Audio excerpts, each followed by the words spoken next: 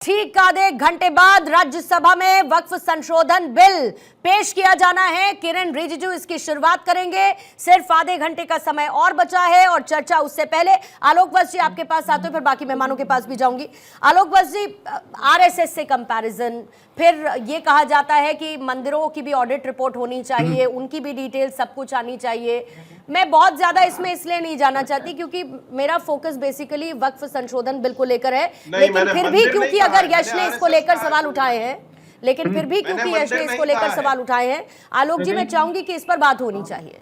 नहीं, गलत बात है पूर्णिमा जी, मैंने मंदिर नहीं आरएसएस कहा है, मंदिरों के तो ट्रस्ट रजिस्टर्ड है। एक मिनट पहले राघव चड्ढा को जरा सुन लेते हैं, उनकी प्रतिक्रिया है, फिर यश जी का क्लैरिफिकेशन करेंगे। मेटा पर और यूएस की कई आईटी कंपनियों पर वो खत्म कर देंगे इस उम्मीद में कि हम अमेरिकी एडमिनिस्ट्रेशन को और अमेरिकी कंपनीज को वो कर सकें, उनको एक रेड कारपेट ट्रीटमेंट दे सकें। लेकिन इसका क्या सिला? ठीक है, टू बी स्पेसिफिक, क्योंकि मंदिरों पर वक्फ के दावे की बात पहले हो रही थी, बट क्योंकि यश के बात के साथ में स्पेसिफिक जा रही हूं आलोक जी, आरएसएस को लेकर वो पर्टिकुलरली बात कर रहे हैं।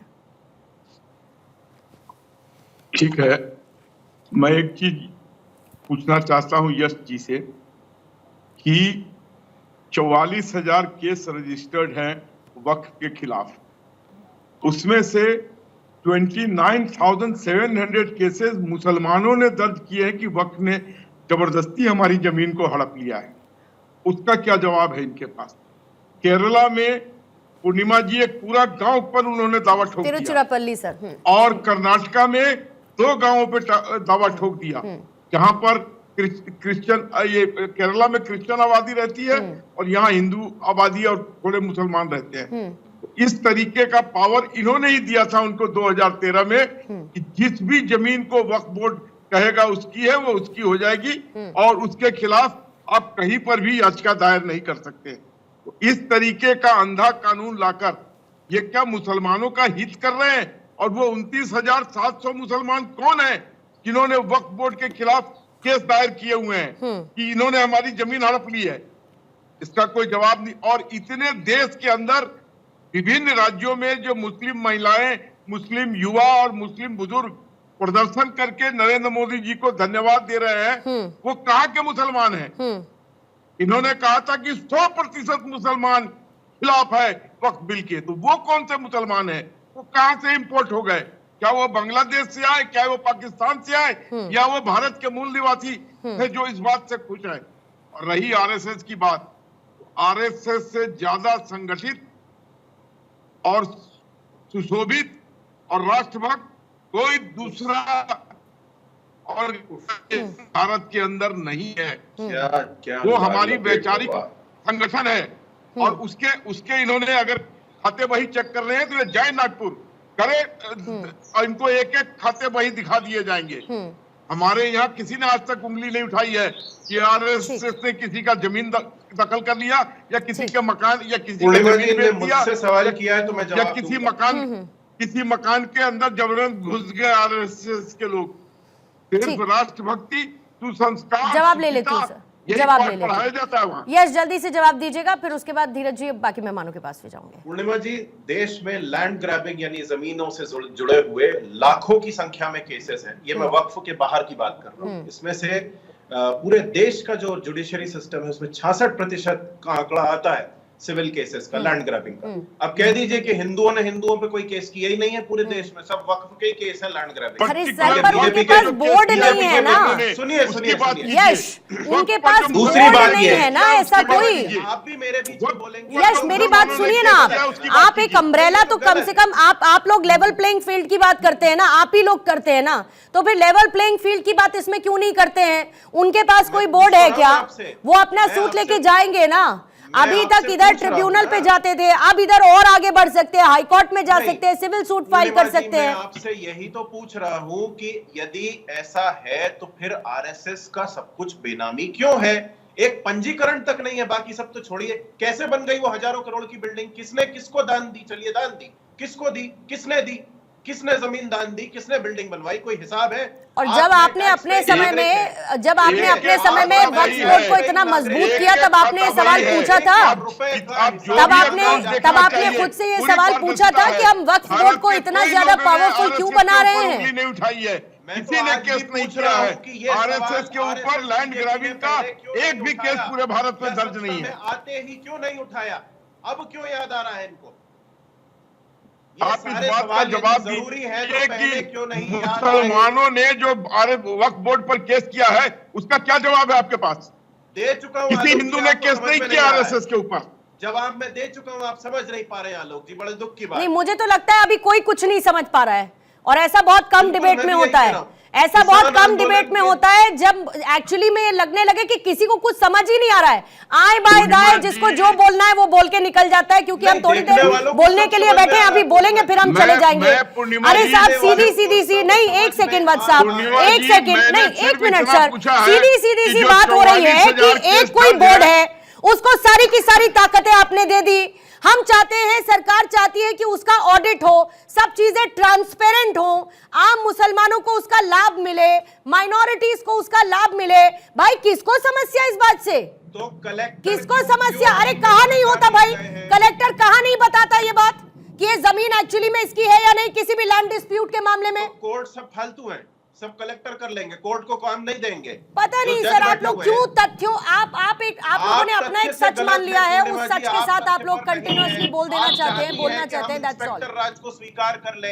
इतना ज्यादा भ्रामक करना भी सर ठीक नहीं है लोगों को, वही तो मैं भी कह रहा हूं, इतना भ्रम पैदा करना भी ठीक नहीं है सर। इतना ज्यादा सरकार करना ठीक नहीं है। तो आप करिए ना, फिर आप बैठे हैं, सरकार को बोलिए जितना बोलना है, बोलिए आप लोग, किसी ने रोका आपको? बोलिए आप लोग। हम बोल रहे हैं, हम तो ये भी कह रहे हैं कि नरेंद्र मोदी आप आरएसएस से आगे बढ़ेंगे तो सरकार को बोलेंगे ना, आरएसएस से आगे नहीं बढ़ पा रहे आप पिछले आधे घंटे में। आप बढ़ जाइए, मैंने तो ये भी अरे आप बढ़िए ना सर, आप पूछेंगे ना, विपक्ष में आप हैं या मैं हूँ? चलिए पूछ रहा हूँ मैं, बढ़िए आगे आप आरएसएस से जो जमीन कब्जा कर रखी है उसके बारे में पूछिए इनसे। जब ये कह रहे हैं, जब बार के खिलाफ इस सरकार का क्या विजुअल्स अगर दिखाने तो रखेंगे साथ में, विजुअल्स अगर दिखाने तो साथ खिलाफ इस सरकार के मैं बस इतना कहना चाह रही हूँ सर कि बार बार, हजार बार, 1 लाख बार ये कहने के बाद कि इसका संशोधन पुरानी मस्जिदों, दरगाहों, कब्रिस्तानों के लिए लागू नहीं होगा, तो फिर इसमें कहां से क्या छीन लिया, किसका, किसके कब्रिस्तान छिन गए, किसकी मस्जिद छिन गई, किसके दरगाह छिन गए, जरा ये बता दीजिए। आप लोग बोलते थक नहीं रहे ये बात? आप मत कीजिए इस बात को, ये बात मैं भी बैठा हूं बोलने के लिए। जी आइए चंचल जी, आप भी आइए, आप बैठे हैं, आइए चंचल है इल्लीगल लैंड ग्रैबिंग को ऑर्गेनाइज करने की।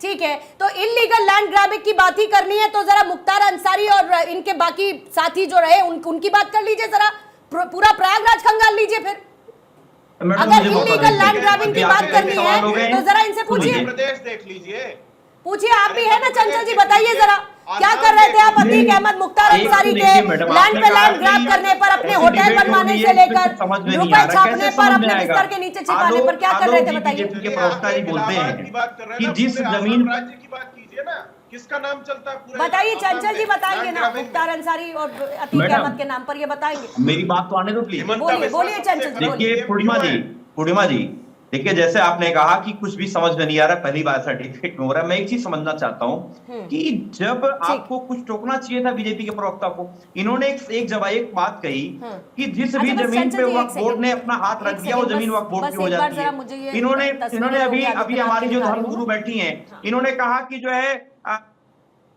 बस ये मैं कुछ विजुअल्स दिखा रही थी, अब अपनी बात को पूरा कर लीजिएगा सर।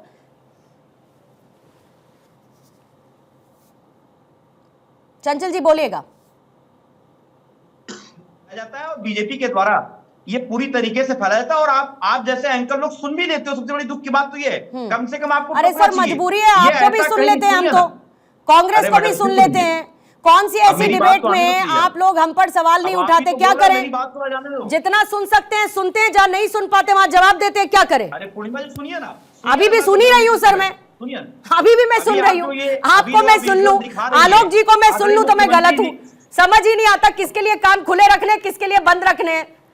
मेरी सिलेक्टिव हियरिंग ऑन नहीं है सर, मैं क्या करूं बताइए ना। मुझे सबको सुनना है। मैडम आप सुनोगे तो मैं बोलूंगा ना, मुझे पता है, मैंने दुखती रख पे हाथ रख दिया। बोलिए। अरे सर दुखती रख पे तो मैंने हाथ रखा है मुख्तार अंसारी का नाम लेके। अभी अतीक अहमद का नाम लेके मैंने रखा है आपकी मुझे दुखती पूरी रख बात पे तो आ हाथ। जाने दो मैडम, बोलिए। पूरी बात तो आ जाने दीजिए। अभी आलोक जी ने कहा कि जिस भी जमीन पे वक्फ अपना अधिकार जता देता है वो जमीन उसकी हो जाती है। आपको टोकना चाहिए था, आपने नहीं टोका। खैर छोड़िए उन बातों में नहीं आना चाहता। अभी जो हमारी धर्मगुरु बैठी क्लेम हुई कर हैं, लेता है इन्होंने ना, बहुत सारी उसके बाद जमीनों आगे के का नाम बता प्रोसेस दिए। है अब ना, पूरी बात आ जाने दो क्लेम मैडम। कर लेता है ना, बोलता है ना कि ये जमीन मेरी है। मैं क्या कह रही हूँ सर, कह तो देता है ना वक्फ, फिर उसके बाद आगे का है। जैसे मान के चलिए किसी की खाली पड़ी जमीन पर, उदाहरण दे देती हूँ सर, किसी ने बाउंड्री खड़ी करवा ली, मान के चलिए वो आदमी वहां नहीं रहता, अब बाउंड्री तो खड़ी करवा ली ना, अब आके वो बताता रहे कि मेरी जमीन है, प्रूफ करता रहे। बस आपको उदाहरण दे रही हूँ, उदाहरण दे रही हूँ, बोलिए। डिबेट नहीं कर पाओगे उसके ऊपर, बोलिए। सुनिए मेरी बात को। देखिए, अयोध्या सेक्शन में 40 सेना के की बफर जोन की जमीन को अडानी जी को और जो है श्री श्री रविशंकर प्रसाद जी को दे दिया गया। ये जानकारी है कि नहीं आपको? देखिए, जानकारी होगी सेक्शन शायद, ये हमारी 40 के धर्मगुरु बैठी है, इनको तहत जानकारी बहुत होगी। अच्छी जानकारी देखिए, है, धर्मगुरु ये की जानकारी होगी। मत टेस्ट सुनिए ना, करिए मेरी चंचल बात आ जी। जाए प्लीज। देखिए जब मैं बोल रहा हूँ तो बीच में मत बोलिए। मैं अभी आप सबको पूछ शांत रहे हैं, होकर आप कह रहे सुन हैं बीच रहा में था। मत बोलिए। तय कर लीजिए सर, पहले पूछेंगे कि नहीं अरे तो बोलना आप है, बोलिए, बताइए ना, पहले मुझे बोलने दो। या आप कहेंगे कि बटन ऑन तो हम बोलने लगे, आप कहे बटन ऑफ तो हम चुप हो जाए, ऐसा नहीं होता ना सर। पूर्णिमा जी नहीं, मुझे पता है एक मैडम, ये मेरे कहने से आप नहीं बोलोगे। आप अब तो ये सारी चीजें डिसाइड होती है कि किसको ओहो, क्या बोलना है। चंचल जी। एंकर को तो ये पूरा पता है कि हमें क्या बोलना है, और मुझे चंचल मालूम जी, है चंचल ये जी। आपके बस में नहीं है। मैं ये कहना चाहता हूँ बड़ी ईमानदारी से अच्छा एक बात, ठीक है, अब कि मैं आज आपको के नहीं समय रोक में रही जो हूँ, हालत हो गई, लेकिन